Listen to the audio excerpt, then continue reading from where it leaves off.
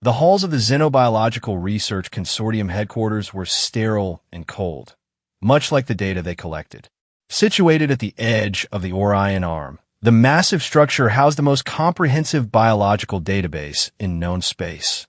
Data on over 12,000 sentient species meticulously categorized, analyzed, and stored in crystalline data servers that hummed with quiet efficiency. "We know them all," Director Varaxi often declared to visiting dignitaries, her 10 appendages gesturing toward the central data core that pulsed with blue light. Every predatory species, every evolutionary adaptation, every hunting strategy developed across the galaxy. Nothing escapes our analysis. The XRC prided itself on this certainty. For 3 centuries, they had documented, classified, and predicted the behavior of every apex predator from the methane lakes of Titan to the plasma storms of the Carina Nebula. Their predictive models were so accurate that when the Vexilian horde attempted to invade the Proxima system, XRC analysts had forecasted their attack patterns with 99.8% accuracy, allowing the planetary defense forces to repel them with minimal casualties. Yet, deep within the archives, sealed behind 17 layers of security protocols, lay a set of files marked with a simple designation: human anomaly. These files were a collection of fragmented observations, incomplete analyses, and contradictory reports, a stain on the otherwise immaculate record of the consortium. Again, with these inconsistencies, complained senior analyst Quarren, their ocular membranes vibrating with frustration as they reviewed the latest report. How can a mammalian species from a Category 3 planet exhibit such behavioral variance? It defies all statistical models. The reports detailed humans in war, fighting with a fervor that bordered on madness, yet capable of mercy that defied evolutionary logic. Humans in diplomacy, somehow intuiting alien psychology they couldn't possibly understand. Humans terraforming hellish planets that even the most adaptable species avoided. They were, as one disgraced researcher had noted before being reassigned to the galactic rim, a statistical error that refuses to be corrected. Perhaps this was why the latest mission brief had caused such a stir within the normally composed halls of the XRC. An expedition to planet IR 57, a desolate rock in an unremarkable system that had been classified as scientifically insignificant decades ago. Yet rumors circulated through the building's neural network. This mission involved humans. Ridiculous speculation, Director Varaxi insisted during the morning briefing. IR 57 is simply being reassessed for mineral composition. We expect nothing more than updated geological files. But as the expedition team gathered their equipment, the whispers continued. Some said a human outpost had been detected. Others claimed a lone human had somehow survived there for years. Most dismissed such notions as fantastical. IR 57's atmosphere was thick with sulfuric compounds, its surface racked by unpredictable electromagnetic storms. Nothing could survive there without extensive support systems. The greatest certainty can become the greatest vulnerability. As the expedition vessel prepared for departure, none of the brilliant minds at the XRC realized they were about to face their greatest analytical failure, and perhaps their greatest discovery. In the data archives, the human anomaly files pulsed with a faint red glow, as if warning of what was to come. "Prepare for departure to IR 57, announced expedition leader Noreen, her exoskeleton clicking with authority. Standard geological survey. Nothing more. How wrong they were. Deep in the restricted archives of the XRC, intelligence officer Trazek access files that few had clearance to view. His specialized breathing apparatus whistled softly as he scrolled through decades of documented encounters with humans. The first report came from the Aldebaran exploratory fleet. Diplomatic contact established with Earth representatives. Initial assessment. Technologically inferior, but quickly advancing. Notable observation. During negotiations for mining rights, the human delegate smiled, just smiled, and somehow 3 of our negotiators changed their position without logical cause. Request further psychological analysis. Another file, heavily redacted, Human outpost on Kepler. 186F successfully repelled attack from Vorn raiders despite being outnumbered 8:1. Survivors report humans converted atmospheric processing equipment into explosive devices within minutes of the attack. No evidence of military training among colonists. How they know how to do this? And perhaps most disturbing, human settlement established on Venus. Venus. Surface temperature, 462 degrees Celsius. Pressure, 93 atmospheres. They're living in the clouds. They're growing food there.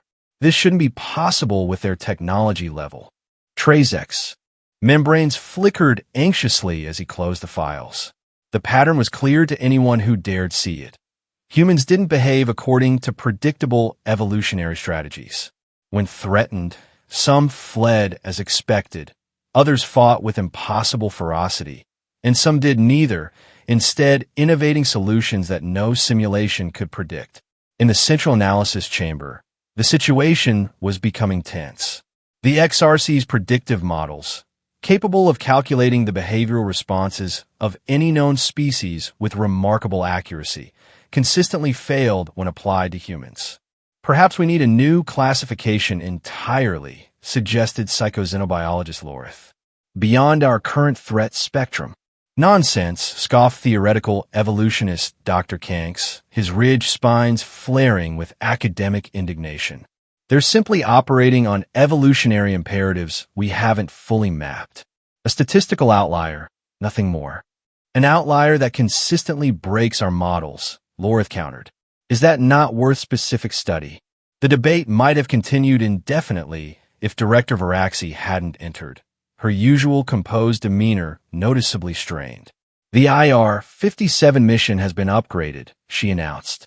New intelligence suggests unusual activity on the planet's surface. Human activity? Lorith ventured. Varaxi's skin shifted to a mottled gray, a sign of extreme discomfort in her species. Unconfirmed, but the possibility cannot be dismissed. We are assembling our best team to investigate. Psychological stability is the primary selection criterion. Because of the environmental hazards? Asked Kanks. Because, Varaxi replied slowly, if humans are indeed present on IR-57, this will be the most severe test of our understanding yet. Within hours, the expedition team was assembled. Elite researchers, all veterans of multiple first contact scenarios, all equipped with the most advanced protective gear and analytical tools the consortium possessed. As they boarded the research vessel, a palpable tension permeated the launch bay. Remember your training, Expedition Leader Noreen instructed. Observe, document, analyze. Do not engage without authorization. If humans are present, maintain emotional distance at all times. As the ship's engines ignited, casting blue light across the assembled XRC staff, Intelligence Officer Trazek felt a chill along his neural pathways. The collective knowledge of 12,000 species, the most sophisticated predictive algorithms in the galaxy, all the careful preparation. And yet, they were still flying blind into the unknown. Because if there was one thing the secret files made clear, it was that humans were the galaxy's greatest unpredictability. Not because they were the strongest or the fastest or the most technologically advanced, but because they refused to be what biology, evolution, and logic said they should be. The ship departed, leaving behind a consortium divided between dismissive skepticism and quiet dread. The research vessel Empirical Truth cut through the void toward IR-57, its quantum engines humming with perfect efficiency. Inside, the expedition team reviewed their briefing materials with methodical precision. Approaching final jump point, announced the navigation system. IR-57 planetary approach in 17 standard units. Expedition Leader Noreen assembled her team in the observation deck. Final equipment check. Environmental suits must be at optimal functioning. IR-57's atmosphere contains sulfuric acid concentrations that will dissolve standard protection in minutes. As they approached the planet, the first anomalies appeared. That's odd, muttered sensory technician Yalvi, her eye stalks bending closer to her instruments. I'm getting geological readings that don't match our database. Specify, order Noreen. Temperature fluctuations in the planetary core? There. Non cyclical. Almost as if. As if what, technician? Noreen pressed. As if they're responding to something. But that's impossible. More inconsistencies emerged as they entered orbit. Their communications experienced interference patterns that defied known natural phenomena. Gravitational measurements showed minute but significant shifts that couldn't be explained by planetary physics. Deploy the preliminary probe droids, Noreen commanded, her professional demeanor masking growing unease.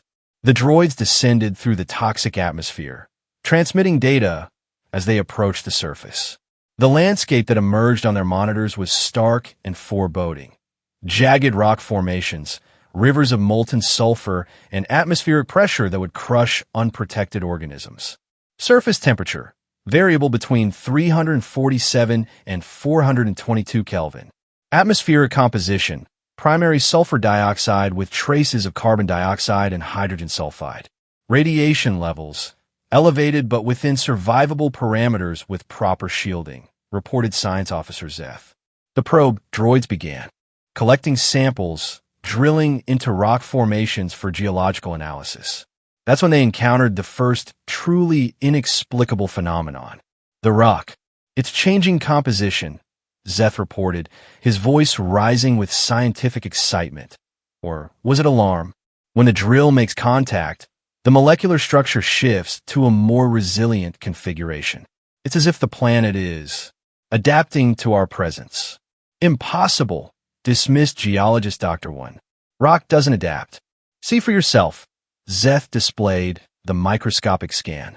The evidence was undeniable. The crystalline structure was reorganizing in response to the drill's pressure. Before they could debate further, biometric specialist Kiv interrupted. I'm detecting a biological signature. Mammalian. Hominid. The pattern matches. Human. The command center fell silent. Confirm. Noreen finally ordered, her exoskeleton clicking with tension.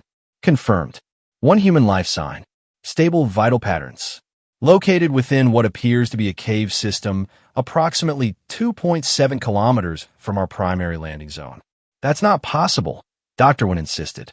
No human could survive these conditions without extensive support systems. Where's their base? Their equipment? Their backup?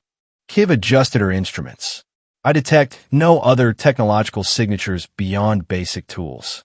No power generation, no life support systems, no communication arrays. They'd be dead, stated Dr. One flatly. Yet the readings indicate otherwise, countered Kiv. Noreen made her decision. Prepare the landing shuttle. We will verify this anomaly personally. Security team on high alert. First contact protocols in effect. As they descended through the caustic clouds of IR 57, the expedition team struggled to process what their instruments were telling them. The planet's surface conditions shifted unpredictably. Temperature, pressure, even gravitational constants seemed to fluctuate within narrow but significant parameters. All monitoring equipment requiring constant recalibration, reported technician Yalvi. It's as if the baseline physics of this planet refused to stay consistent. They landed on a relatively stable plateau of basaltic rock. Through the viewport, they could see toxic mist swirling just above the ground, occasionally illuminated by distant electrical discharges that dance between the sharp rock formations. Environmental suits active and sealed, confirmed Security Chief Vox. Weapons on non-lethal settings. They exited the shuttle in formation, their boots crunching on the razor-sharp gravel. Despite their advanced technology, each member felt a primal unease. This planet felt wrong somehow, as if it operated by different rules than the rest of the universe. Following the biological signature, they approached a series of cave openings in a cliff face. Evidence of tool marks around the entrance suggested artificial modification. Someone had deliberately widened and reinforced the natural formation. Heat signature intensifying, whispered Kiv. The human is inside. Security Chief Vox positioned his team at the entrance while Noreen prepared the first contact protocols. Just as she was about to authorize entry, a figure emerged from the shadows of the cave. A human. One human. They wore what appeared to be a crude environmental suit cobbled together from salvage materials. Patches of different fabrics and metals had been sealed together with some kind of resin. The helmet was surprisingly sophisticated compared to the rest of the outfit, clearly designed to filter the toxic atmosphere. But what struck the expedition team wasn't the humans' equipment. It was their demeanor. Despite being confronted by 8 alien beings in an environment that should have been instantly lethal, the humans showed no signs of fear, surprise, or aggression. They simply nodded, as if greeting expected visitors, then gestured toward the cave entrance in what the team's cultural database identified as an invitation to enter. "Greetings," Noreen began, her translator converting her natural clicks and whistles into standard human English. "We are a scientific expedition from the Xenobiological Research Consortium. We detected your presence," and the human nodded again, cutting her off with a small hand gesture. Then they spoke, their voice slightly distorted through their breathing apparatus. "I've been expecting someone to find me eventually. Come inside. The atmospheric composition is more stable in the deeper chambers." As the human turned and walked back into the cave, the expedition team exchanged glances of confusion and concern. Noreen's communication implant vibrated with an incoming message from Dr. One. "This is unprecedented. By all our models, the human should be exhibiting extreme stress responses at minimum." Indeed, the human's calm was perhaps the most unsettling thing about this encounter. They moved with purpose and familiarity through an environment that should have been completely hostile to their biology. It was as if they belonged here, on this hellish world where nothing should belong. "Follow," ordered Noreen, her scientific curiosity overriding caution. "But maintain alert status." As they entered the cave behind the inexplicably calm human, the team's sensors recorded everything, never realizing that they were about to confront the limitations of not just their technology, but their entire understanding of what constituted a predatory species. The cave system defied expectations. While the entrance appeared crude, the interior revealed sophisticated modifications. Narrow passages had been widened, support structures installed at critical junctures, and most surprisingly, the air grew noticeably less toxic as they progressed deeper. "How are you managing the atmospheric filtration?" Science Officer Zeth couldn't contain his curiosity. The human, who had introduced themselves simply as Morgan, gestured to crystalline formations embedded in the cave walls. The native minerals bind with sulfur compounds when subjected to specific sonic frequencies. "I've installed resonators throughout the tunnel system." "That's not possible," muttered Dr. One. "Such a process would require precise manipulation of molecular bonds at a scale no portable technology could achieve." Morgan shrugged. "Yet here we are, breathing." Indeed, the human had removed their helmet once they reached a central chamber, revealing a face that appeared weathered but healthy. Their eyes were the most striking feature, alert, intelligent, but with an uncanny calmness that made several expedition members uncomfortable. Noreen initiated the formal interview protocol, recording every word for the XRC database. "How long have you been on IR? 57. By Earth Standard Time? About 3 years, 7 months. The team exchanged shocked glances. Even with their advanced technology, they had planned for a maximum stay of 14 days due to the environmental hazards. "And you've been alone this entire time?" Noreen pressed. "Yes," Morgan confirmed. "No backup, no rescue team. Just me." "That's suicide," blurted Security Chief Vox. Morgan's expression didn't change. "Only if you die." As the interview continued, a pattern emerged that disturbed the XRC team deeply.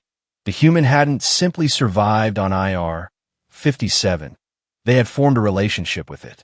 They spoke of the planet almost as a living entity, describing how they had learned to predict the seemingly random geological events by observing subtle changes in crystalline formations. "The planet speaks if you know how to listen," Morgan explained, adjusting a crude-looking device that measured electromagnetic fluctuations. What your instruments see as chaos, I've come to recognize as patterns.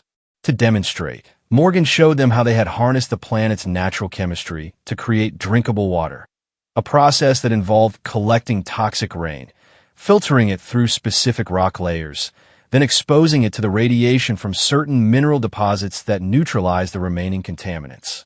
I don't modify myself to fit IR 57, Morgan explained. I modify IR 57 to fit me. Or rather, I find where we already fit together. Science Officer Zeth was fascinated. This contradicts every survival doctrine in our database. Adaptation is supposed to be the key to survival, changing oneself to suit the environment. That's the fundamental difference, Morgan replied. Humans don't just adapt. We transform. We reshape. When faced with an impossible environment, we don't ask how we can change to survive in it. We ask how we can change it to thrive in it. The casual way Morgan made this statement sent a chill through the expedition team. It wasn't bravado or exaggeration. It was stated as simple fact, with the same tone one might use to describe the weather. As the interview proceeded, the team became increasingly divided in their assessment. Some, like Zeth, were captivated by the ingenuity on display. Others, particularly Security Chief Vox, grew increasingly uneasy. We should extract this specimen for proper study, Vox suggested privately to Noreen. Their adaptability could be valuable to the consortium. And if they resist, Noreen questioned, one human against our team? Even with their unusual capabilities, the outcome is not in doubt. Doctor when interjected into their private channel. I'm not so certain. Nothing about this human follows predictable patterns. We cannot accurately assess the threat level. While they debated, Morgan continued to show them the various systems they had developed. Ways to harness geothermal energy for heating, methods for predicting toxic gas eruptions, even a rudimentary communication system that used the planet's natural electromagnetic field to detect approaching storms. Each demonstration further unsettled the team. This wasn't just survival, it was mastery. Where they're most advanced, technology struggled to maintain stable readings. This solitary human had created reliable systems from the planet's chaos. I think that's enough for today, Noreen finally decided, uncomfortable with how the power dynamic had shifted. What had begun as a scientific observation had somehow become more like being given a tour by a host. As if on cue, Morgan nodded. Probably wise. There's a major fluctuation in the magnetosphere approaching. Your equipment might malfunction if you stay much longer. Before Noreen could respond, the ground trembled. Minor at first, then with increasing intensity. This wasn't in the forecast, Technician Yalvi exclaimed, checking her instruments. The seismic activity is spiking beyond predicted parameters. The tremors intensified. Dust and small rocks began falling from the cave ceiling. The expedition team's helmet displays flickered with warning messages as their environmental suits detected rising levels of toxic gases suddenly venting from new fissures in the rock. Full evacuation protocol, ordered Noreen. Return to the shuttle immediately. But as they turned toward the exit tunnel, a violent tremor shook the entire structure. The passage they had entered through partially collapsed, blocking their escape route. Panic began to spread among the team. Their equipment was malfunctioning. Communications with the orbiting vessel degraded to static, and the toxic atmosphere was seeping through microfractures in the cave system. Throughout this chaos, one figure remained eerily calm. Morgan watched the aliens' rising distress with an expression that seemed almost expectant.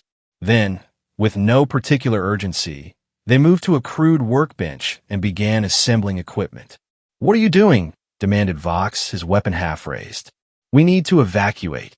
"I'm saving your lives," Morgan replied simply, not looking up from their work. "This tunnel system has 17 possible exits. The one you know is now blocked. The next nearest is through a passage that will expose you to radiation levels your suits can't handle."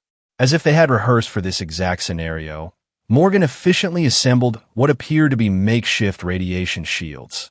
thin plates of a bluish metal combined with crystalline compounds similar to those used in the air filtration system. Attach these to your suit exteriors, Morgan instructed, handing the devices to the stunned aliens. They'll absorb approximately 87% of the radiation in the eastern tunnels. Not perfect, but enough to get you through alive. Noreen hesitated, her analytical mind racing. Trust this inexplicable human, or attempt to find another solution with their failing equipment? Another violent tremor made the decision for her. Do as they say, she ordered, as Morgan led them through narrow passages, navigating the increasingly unstable cave system with impossible confidence. Security Chief Vox transmitted a private observation to the team's secure channel. Note the precision of their movements, the lack of hesitation, the preparation for exactly this scenario. This isn't luck or adaptation. This was anticipated. The implication hung unspoken but understood. Had Morgan somehow caused this catastrophe? Was this a demonstration of power? A test? But there was no time to debate. The planet seemed to be tearing itself apart around them. Toxic vents erupted unpredictably. Electromagnetic pulses disabled their mapping systems, and rockfalls blocked paths moments after they passed through. Through it all, Morgan moved with that same unsettling calm, occasionally pausing to adjust their crude instruments or to listen to the rocks themselves, pressing a hand against the wall as if receiving information through touch alone. 3 more minutes to the eastern exit, Morgan announced after navigating a particularly hazardous section. Prepare for atmospheric transition. The outside conditions have destabilized significantly. How can you possibly know that? Demanded Dr. Wynn. Our most sophisticated instruments can't get reliable readings, yet you. I've survived here for nearly 4 years, Morgan interrupted. Not by fighting this planet, but by becoming part of its system. You see chaos because you're trying to impose order. I see patterns because I've stopped trying to separate myself from what's around me. As they finally emerged onto the planet's surface, the scene was apocalyptic. The sky boiled with toxic clouds illuminated by constant lightning. The ground heaved and shifted. In the distance, what appeared to be a volcanic eruption sent plumes of black smoke into the atmosphere. Their shuttle, thankfully, remained intact on its landing pad, though its external sensors were clearly damaged. Get to your ship, Morgan advised. The atmospheric disturbance will prevent safe orbital departure for approximately 3 hours, but you're better off in there than out here. As the team hurried toward the shuttle, Noreen paused, turning back to the human. What about you? Morgan smiled for the first time, a small, enigmatic expression. I'll be fine. This is just IR-57's way of adjusting to new variables. We understand each other. The casual confidence with which Morgan dismissed a planetary cataclysm that had nearly killed 8 technologically advanced aliens was perhaps the most chilling moment of the encounter. It wasn't bravado. It wasn't denial. It was the calm certainty of a predator in its element. As the expedition team sealed themselves in their shuttle, each member confronted an uncomfortable truth. They owed their lives to this solitary human who had mastered an environment that by all scientific understanding should have been uninhabitable. And none of them could explain how or why. Aboard the shuttle, emergency systems worked to stabilize the internal environment while the expedition team processed what they had experienced. We need to make a decision, Noreen stated, her usual authoritative tone subdued. Protocol dictates we should bring this human specimen back for comprehensive study. The adaptability demonstrated is unprecedented. Security Chief Vox nodded in agreement. The strategic implications alone justify extraction. If one human can achieve this level of environmental manipulation with minimal resources, consider what an organized human military could accomplish. But Science Officer Zeth hesitated. Are we certain extraction is advisable? This human just saved our lives when they had no obligation to do so. Do we repay that by treating them as a research subject? Sentimentality has no place in scientific advancement, Dr. Wynn countered. The knowledge we could gain might come at too high a cost, interrupted biometrics specialist Kiv, who had been unusually quiet. My readings during the crisis were disturbing. The human's neurological patterns showed no stress response, no elevated heart rate, no adrenal spike, even as the environment was collapsing around us. Your point, Noreen prompted. Either their biology is radically different from our understanding of human physiology, or Kiv paused, searching for the right words, or they were completely in control of the situation at all times. The implication hung heavy in the shuttle's recycled air. Had Morgan caused the geological event? Had they been testing the expedition team, or demonstrating their power? We cannot make assumptions without evidence, Noreen decided. We will invite the human to return with us voluntarily. Their insights could be invaluable to the consortium. Outside, the storm had begun to subside, just as Morgan had predicted. Through the viewport, they could see the solitary figure standing on a rock outcropping, seemingly impervious to the toxic atmosphere that swirled around them. Noreen, accompanied by Zeph and Vox, disembarked once more. As they approached Morgan, the human turned to face them, that same unsettling calm radiating from their posture. Your ship will be safe to depart in approximately 43 minutes, Morgan stated before they could speak. The electromagnetic interference is diminishing at a predictable rate. We've come to invite you to return with us, Noreen said, dispensing with preamble. Your knowledge could benefit many worlds. Morgan studied them for a long moment. And if I decline? Vox shifted subtly, his posture becoming more alert. The Xenobiological Research Consortium would be disappointed to lose such an opportunity for scientific advancement. I see, Morgan replied, seemingly amused rather than threatened. You want to study the dangerous predator. We never said, Noreen began. You didn't have to, Morgan interrupted. I've encountered enough species to recognize the look. You're trying to categorize me, to understand what makes humans dangerous, to predict us. Is that not reasonable? Zeph asked. Understanding leads to peaceful coexistence. Morgan laughed, a sound that seemed strangely out of place on this hellish world. You misunderstand what makes us predators. It's not our aggression or our strength. Those are common traits throughout the galaxy. Then what is it? Noreen couldn't help asking. Humans don't hunt the way you imagine predators should, Morgan explained, gesturing to the hostile landscape around them.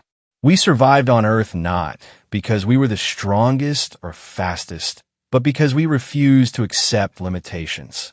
When an environment tries to kill us, we don't just adapt to it. We rebuild it. When a problem seems impossible, we redefine possibility. Morgan picked up a piece of the crystalline rock, turning it in their hands. This planet should have killed me within hours of my arrival. By your scientific understanding, my survival was impossible. Yet here I stand. How did you come to be here? Zeph asked a question they had somehow failed to ask earlier. A test, Morgan replied. Simply, self-imposed, to see if what we believed about ourselves was true. Which is what? Vox pressed. That a human alone, with nothing but their mind in their hands, can survive anywhere, can transform anywhere, can make a home of hell itself. Morgan's eyes reflected the distant lightning. And I've proven it true. The implications were staggering. If this wasn't an accident or a stranding, but a deliberate experiment, if humans regularly tested themselves against impossible environments as a matter of course, what did that say about their species as a whole? Will you return with us? Noreen asked again. Share what you've learned. Morgan considered for a long moment. No, my work here isn't finished. But I will give you data, recordings of my methods, my observations. Enough to help your consortium begin to understand. Morgan retrieved a small data crystal from their makeshift dwelling and handed it to Noreen. This contains 3 years of detailed logs. It won't give you all the answers you seek, but it might help you ask better questions. As the expedition team prepared to depart, Morgan offered one final observation. Your mistake is studying us as predators in the traditional sense. We don't hunt with claws or fangs or poison. Our weapon is our refusal to accept defeat, even from reality itself. The team boarded their shuttle, the data crystal secured in Noreen's personal storage. As they lifted off from IR-57 surface, they watched Morgan through the viewport, a solitary figure growing smaller against the hostile landscape, utterly alone yet somehow not vulnerable. Update mission classification. Noreen instructed the ship's computer. Subject represents class 1 evolutionary anomaly. Recommend highest security clearance for all findings. The ship broke atmosphere, leaving behind IR 57 and its impossible inhabitant. But they carried with them a troubling new understanding. They had indeed encountered the galaxy's most dangerous predator, not because of any physical threat, but because they had met a species that could not be predicted, contained, or controlled by the very laws of nature themselves. And Morgan had been just one human, alone without backup. The return to XRC headquarters was subdued. No celebratory reception awaited them. No scientific accolades. Only a secure debriefing chamber and the troubled expressions of the High Council. This data cannot be correct, insisted Counselor Thax, his cranial ridges flushed with agitation. One biological organism cannot manipulate environmental factors at this scale without technological assistance. Yet our observations confirm it, Noreen responded, her voice steady despite her exhaustion. The human Morgan not only survived on IR 57 but demonstrated mastery over conditions our most advanced systems could barely measure, let alone predict.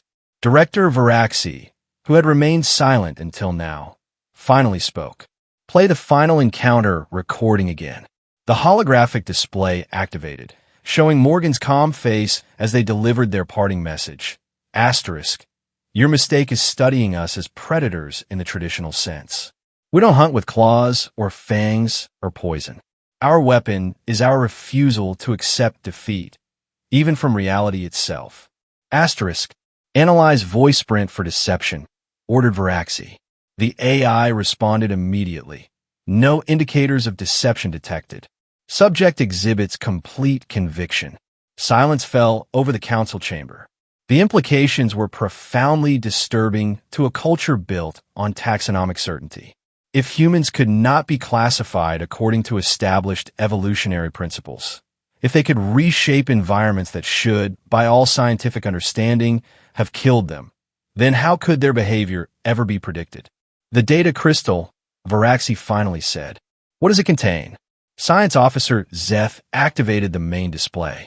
3 years of detailed logs, as promised.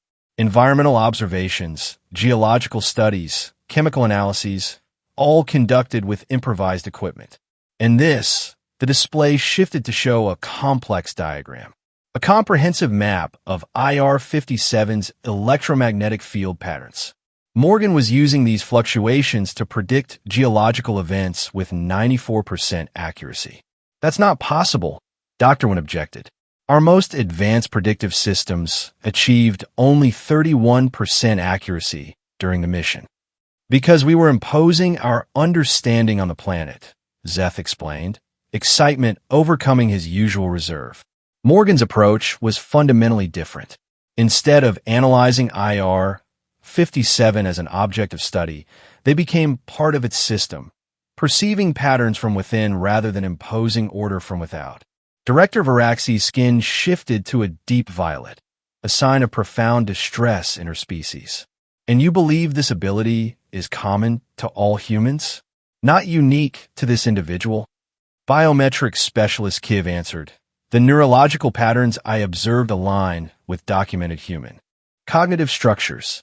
While Morgan may represent an exceptional example, the fundamental approach appears consistent with human problem-solving methodologies across multiple case studies. Then we must reevaluate our entire approach to human interaction, Varaxi concluded. If one isolated human can achieve this level of environmental manipulation with minimal resources, their species represents a categorical anomaly in our understanding of predatory evolution. The central data core pulsed red as the system attempted to integrate this new information. Warning symbols flashed across multiple displays. The predictive models are failing, reported technician. Attempting to classify human adaptive potential is causing recursive errors in the threat assessment algorithms. Another alarm sounded. Simulation collapse in the strategic forecasting division. The variables, they're expanding beyond computational limits. Director Varaxi made her decision. Seal all records related to IR 57 and the human Morgan under classification level 17. No access without direct council authorization. And the human themselves? Asked Noreen. Leave them where they are, Varaxi ordered. For now, IR 57 is as good a containment as any we could devise. Meanwhile, we will reassess all human population centers and establish new monitoring protocols. As the council dispersed, Noreen remained before the display, staring at the final image of Morgan standing calmly amid IR 57's toxic landscape. You understand what this means, said Zeth, who had lingered behind. Noreen nodded slowly. We've been studying the wrong aspect of predation all along. Physical adaptations, hunting strategies, territorial behaviors, these are mere surface features. The true predator doesn't need fangs or claws when it can reshape reality itself. Should we fear them? Zeth asked quietly. I don't know, Noreen admitted. But I understand now why our predecessors marked the human files with such unusual warnings. They are neither predator nor prey in the conventional sense. They exist outside our classification system entirely. In the data archives, the file labeled Human Anomaly was joined by a new entry, IR 57 Encounter. Both pulsed with the highest security classification, a silent warning to those who might access them. The final entry, written by expedition leader Noreen herself, read simply, They have studied all known predators in the galaxy, but none are as dangerous as a calm human with no backup.